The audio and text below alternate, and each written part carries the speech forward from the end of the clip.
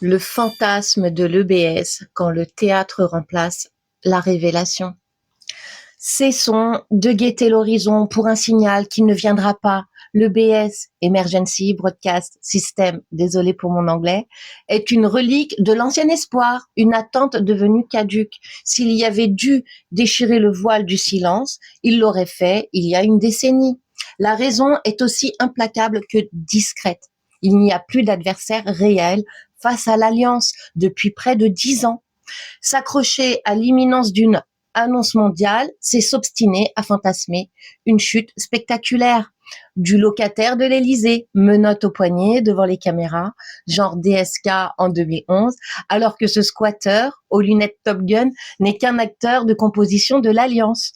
Il ne peut être ni arrêté, ni destitué, car il exécute avec brio son rôle dans la mise en scène du chaos nécessaire. C'est sûr.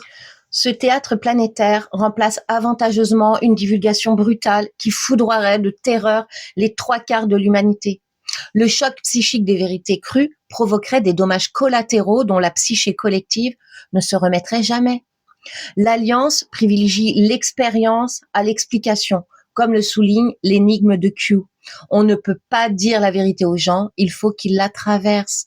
C'est par l'absurde, par l'incohérence érigée en système et par la confrontation directe avec l'illogisme du quotidien que les populations s'éveillent enfin de leur sommeil dogmatique. Peu importe si une partie des foules demeure hermétique à la subtilité du plan, la marche du temps, elle ne connaît aucune pause. Du Groenland à l'Irak, de l'armada américaine aux tensions frontalières, tout ce qui s'agite sous nos yeux appartient à une représentation scénographique millimétrée. On nous projette une réalité anxiogène pour forcer une catharsis collective.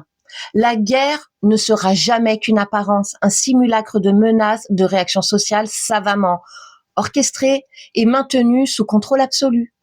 Plus provoquant encore pour l'esprit binaire, l'Iran, la Chine ou la Russie sont des partenaires de ce film global. La tragédie que l'on nous sert au journal télévisé ne sont que des séquences médiatiques calibrées pour saturer l'émotionnel et pulvériser les derniers restes du formatage séculaire. C'est ici que la dissonance cognitive devient l'outil chirurgical de l'Alliance. Pour que la libération opère, le décor doit être d'un réalisme frappant, créant un conflit insupportable entre ce que l'individu voit et ce qu'il peut accepter. Ce message heurtera inévitablement ceux qui s'accrochent à l'authenticité des visages politiques actuels. Car admettre la mise en scène exige d'abandonner ses propres repères de victimes. L'EBS est devenu une arme contre-productive, car il court-circuiterait ce processus nécessaire de musculation de la conscience. S'il devait un jour vibrer, ce ne serait que pour signaler un péril imminent intégré au scénario. La fin du film est déjà écrite, le générique approche, apprenez à apprécier la mise en scène sans vous noyer dans le décor.